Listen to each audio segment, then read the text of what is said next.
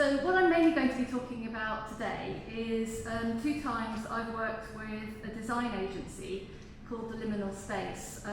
We quite often work with academics, they often work with public sector bodies as well, but they do often work with academics to try to reach wider audiences than we might otherwise. Both times I've had absolutely amazing support from people working on knowledge exchange and impact in LSE's research division, and I'll say a bit about that later. But the first time I worked with these people, the Liminal Space, the first time was 7 years ago. Egg freezing was just emerging as a significant issue. It was a new technique to enable women to freeze their eggs for use in the future. There had been announcements that Apple and Facebook were going to pay for it for their staff. And there was a lot of discussion going on about whether or not this involves medicalisation of a social issue. So the idea that rather than make it easier for women to combine motherhood and work, big tech companies were paying for women to undergo a very invasive medical procedure to freeze their eggs. I was perhaps a bit less worried about that because I don't think that's necessarily the most interesting issue that's going on in relation to egg freezing. The thing that was worrying me at the time was about overselling it, presenting it to women as some sort of guarantee or insurance for future fertility. Whereas, of course, with fertility treatment, there are no guarantees at all. The most likely outcome of every IVF cycle is failure, so there aren't any guarantees, and there's a real worry that people would be oversold. I was also really worried about commercialisation, which is something that I'm concerned about more generally in this field. And egg freezing obviously is a real step change in relation to fertility treatment, because before egg freezing, basically the market that clinics had for selling private fertility treatment was people who were trying to have a baby and struggling to do so. But once you can market egg freezing to anyone who might want to have a baby in the future, you've massively expanded your potential market. So I was really worried about that kind of overselling commercialisation. So with the Liminal Space, we set up a pop-up shop in Old Street Tube Station, and you can possibly see it here. The images aren't that great. It ran for 1 week, and it was kind of modelled on sort of a high-end beauty shop, a bit like Space NK. So there were products in it, but we weren't selling anything. These products were meant to prompt discussion and get people talking about issues that arise around egg freezing. And I think it did that quite well. So what we had, just to tell you a bit about what some of people's reaction was when they came into the shop, we had quite a few people who said, "Can you freeze my eggs now?" As if we were running some sort of pop-up egg freezing thing and you can pop round the back and freeze your eggs. So there's quite a lot of, have I got time to do it now? Which was, we had to explain, we're not freezing anything, we're not selling anything. Another constituency that were really, really excited by this were not people interested in freezing their own eggs, but people who were worried about whether or not they'd ever become grandparents and were very keen on saying, should my daughter be freezing her eggs? Should my son be freezing his sperm? I really want grandchildren, I'm really worried that they're not going to have children. So we had would-be grandparents. Another group that came in that was, I think, really interesting was men, because it looked like it was selling kind of beauty things, and this was just before Mother's Day. We had quite a lot of men coming in saying, I need a last-minute Mother's Day present, can I buy something? And we'd have to say, no, we're not selling anything, this is just to inform people about egg freezing. But quite a few of those men stuck around a bit and had a look. And this, I don't know if you can see what's on the screen, but this was perhaps one of the most visually arresting installations in the shop. It was a visual representation of women's declining ovarian reserve. And you can see it's quite dramatic, it goes down quite steeply.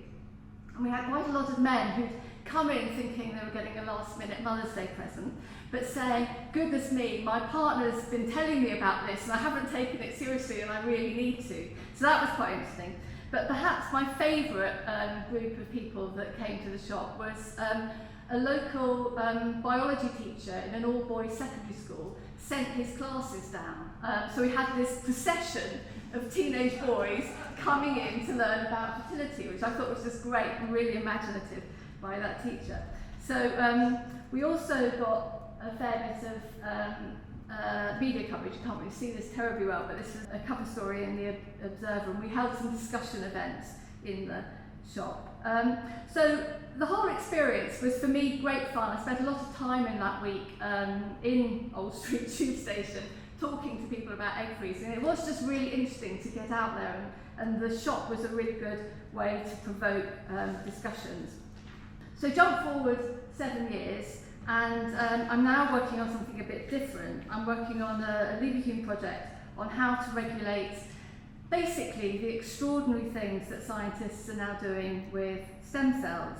So I don't know whether any of you were listening to the Today programme this morning, but there were 2 pieces on the Today programme about making sperm and eggs from stem cells, which is one of the amazing things they're doing.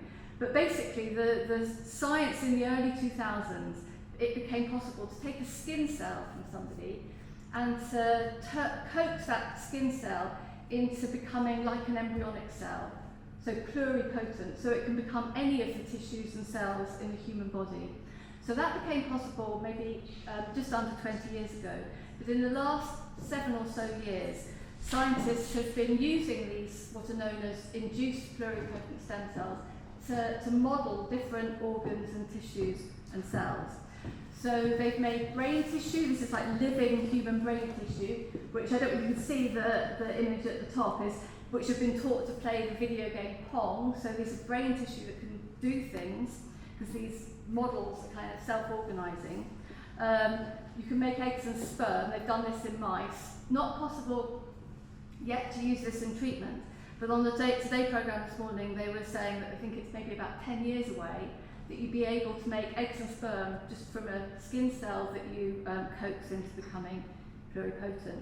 That would completely revolutionise fertility treatment. I think as dramatic as IVF, when you first fertilise an egg with a sperm outside of the body, the idea that you don't need sperm and eggs, anybody could make sperm and eggs from their skin cells at any age, is incredibly dramatic.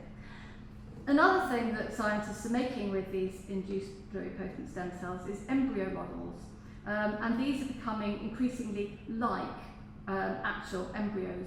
And you can, one of the scientists doing this work has explained it to me, it's a bit like Lego. You can kind of model different bits of embryonic development, but they are also modelling pretty much complete embryos. And this research is incredibly exciting because there is so much we don't understand, as a scientist put it to me recently. We don't understand why so many embryos go wrong. As I mentioned before, failure is the most common outcome for every single IVF cycle. Miscarriage is horribly common and obviously really traumatic, as is stillbirth. Things that go wrong in the embryo can also have real effects on childhood health as well. So understanding more about how embryos develop using these models is potentially incredibly valuable, particularly in what's often described as a black box, which is 14 to 28 days. You can't do research on embryos, that would be illegal. And there aren't any other sources of embryos, for example, from terminations of pregnancy, which there might be later on. So there's this period in embryological development which is absolutely critical, because it's when cells first start to differentiate, but we know almost nothing about it. So understanding more about that could be incredibly valuable. In addition to understanding why things go wrong with embryos, you can also make embryo models at scale. You could make hundreds of thousands of embryo models really, really quickly. And that enables something that you just can't do on embryos, which is drug discovery. So finding out more about whether or not medicines would affect a developing fetus would be a tremendous public health good, because most medicines are not tested on pregnant women. So most of the labels you get on medicines saying don't take in pregnancy, that's not because we know they're harmful, it's because there's no research, because obviously nobody wants to do research that might risk the health of pregnancy. So finding out more about how medicines would affect a developing fetus would be incredibly valuable. Now this research, incredibly exciting though it is pretty much unregulated at the moment, because when Human Tissue Act was passed 20 odd years ago, nobody knew what you could do with stem cell lines. So there's practically no restrictions on what you can do with stem cell lines.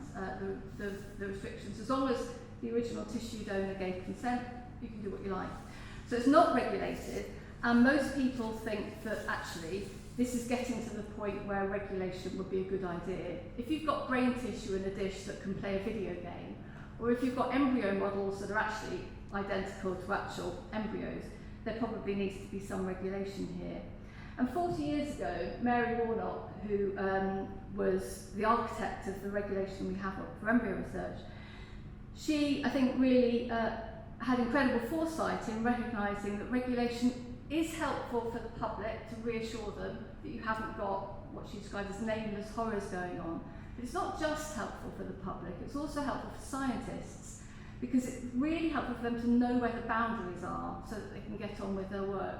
So what a lot of scientists, I think, are doing at the moment, which people are quite worried about, is self-censoring. They're not sure how far they can go with these things, so they're worried about not doing things that they could do in case they would overstep the mark, get a lot of bad publicity and be shut down. So I think regulation, good for the public, good for scientists, know where the boundaries are. And one thing that I think everybody agrees is that in deciding where those red lines should be, it matters how the public feels about this sort of research. That if you're going to have regulation to promote public confidence, it's helpful if people know what the public view of this sort of research is, where the public is worried. So I've been working with Liminal Space again, and they've created a fictional cell collection kit called Sell Yourself. It's kind of modelled on those home testing kits we've all done, home COVID testing. Some people have done something called Zoe, which I don't know much about, but there's also ancestry DNA testing. So there's a fictional kit, and the idea is you pretend, and it's all obviously fictional, it's not real, you collect some cells from your arm, you put it in a petri dish, you pour on some developer, which is actually obviously just water, and you reveal some information about this sort of science. There's an associated website what's going on with this sort of research to try to capture people's views. So there's a quiz associated with this website, which is both meant to get people talking, but also get people to share their views about where they think the limits should be. So it's fictional, but it could happen soon. So as I said, sperm and eggs maybe within 10 years, organs maybe soon too. So this text is quite hard to see, but you can see this is asking people, where should the boundaries lie? Scientists need your help. And there's some possible fictional futures. Again, text is too small here, isn't it? But what most intrigues you is it growing personalised replacement body parts, having a baby with anybody you like, lower risk pregnancies, and then what excites you most about that future. And it's meant to be informative as well. What's an embryo there? For information, it's the bottom left. And then trying to ask people what they think these embryo models are. Are they the same as embryos? Should we treat them in the same way? Are they just cells, like a skin cell, or are they somewhere in between? And where should we think the boundary would lie? Is it where it would feel pain? Should we treat it the same way as an embryo? Or are we totally relaxed about scientists making model embryos for as long as they want? So we're trying to gather information. This cell kit as well has, again, lots of different components, and the Liminal Space sent it to lots of people who do medical content on Instagram and who have lots of followers. So the point of this was to create quite a lot of Instagram content, which involves some unboxing videos where people talk about this is a product for the future, but it's really exciting, and what do you think? So social media is not my world at all. Obviously I'm far too ancient, but it has been tremendously good fun to get involved in this. We've reached close to I think 150,000 people on Instagram. So basically what I wanted to close by saying is just to really encourage anybody who's interested in doing kind of slightly weird and wonderful outreach to say that it's great fun to do, but you do feel like you're reaching people in a slightly different way. And just to finish, I want to say how incredibly supportive people in LSE's Research and Innovation Division and Communications Division have been with this project. We're really, really lucky. I'm really lucky to work somewhere where when you come up with an idea that's really a bit weird, that instead of people saying, go away, they say, how can we help?